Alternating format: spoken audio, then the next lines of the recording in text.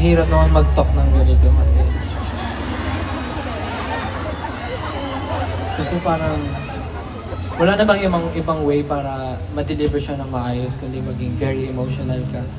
And I think growing with SB19, yun yung na-try kong makontrol yung emotions ko. Pero I don't think kaya ko siyang makontrol tonight seeing you guys.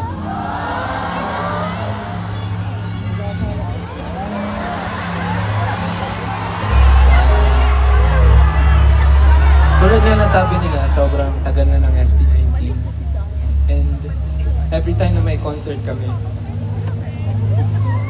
lagi lang pumapasok sa isip ko, hanggang kailan kaya namin ma-experience yung ganito?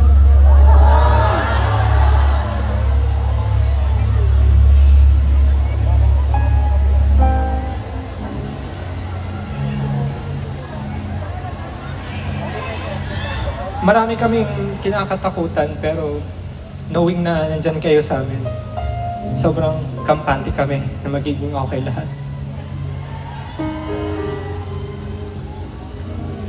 Hindi man tayo sure kung kailan magwawakas ang lahat, pero at least ngayon, sure tayo na marami na tayong nagawang memories na masaya magkakasama.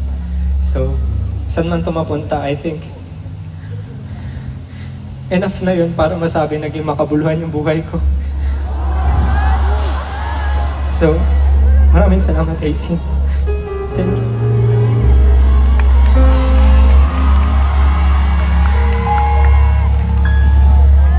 Sa totoo lang, hindi ko po alam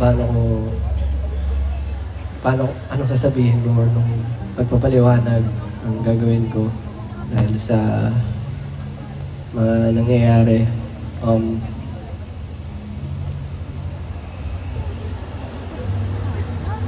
Siguro, gusto ko lang po sabihin na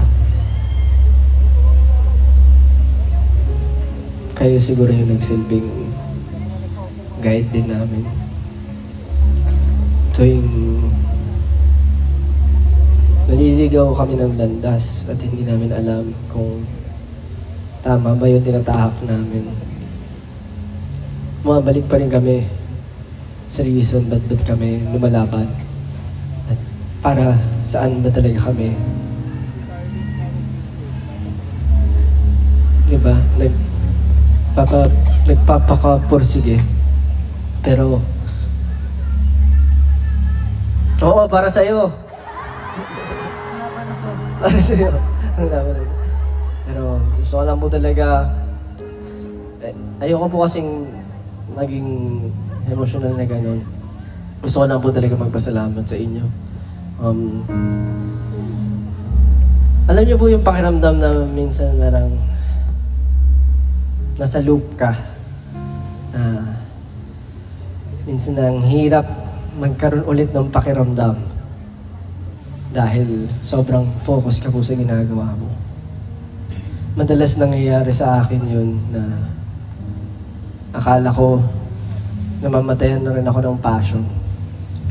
Pero together with these guys, na araw-araw ko po nakikita kung gaano sila kaporsigido para abutin yung mga pangarap namin. Parang ayoko po talaga magawa kasi ito. Kaya sana, kahit ano pong mangyari, huwag niyo kami makakalimutan.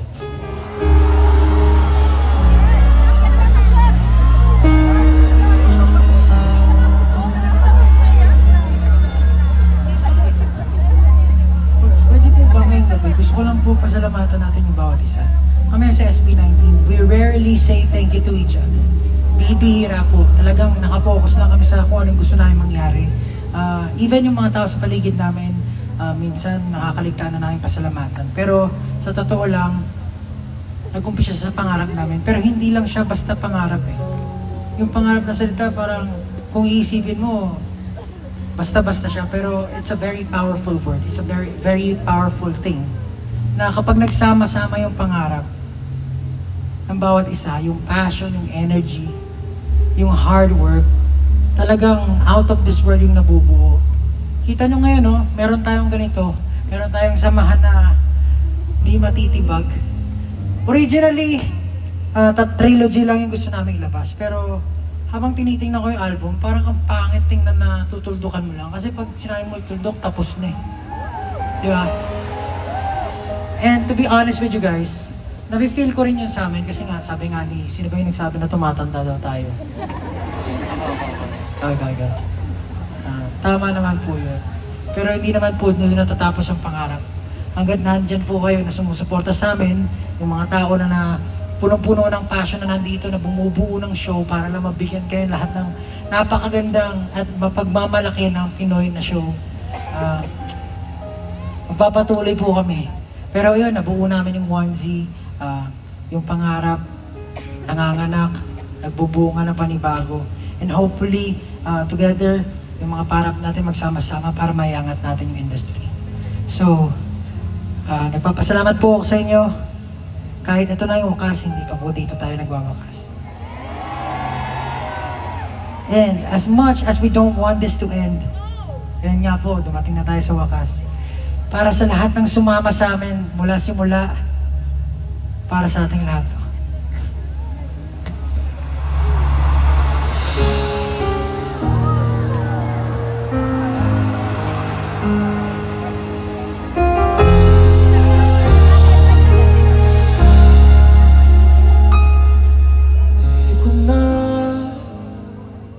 Makita pa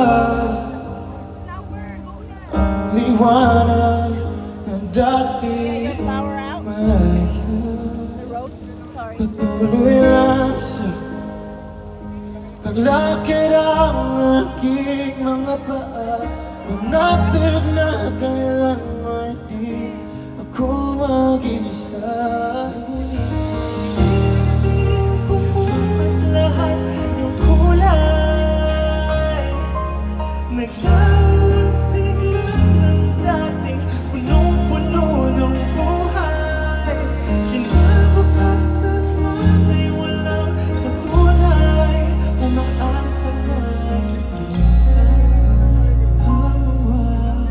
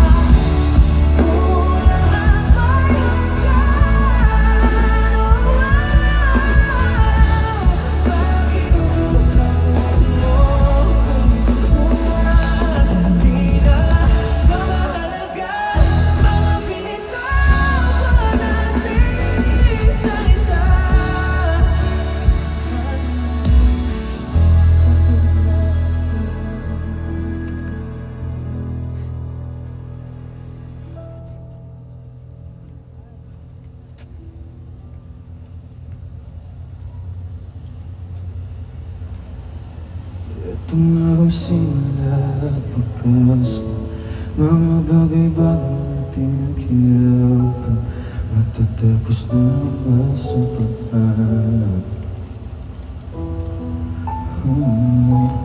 Ito nga ang simula at wakas ng lahat ng pangarap nating nilaban. Huwag mong kalimutan ang aking pangalan.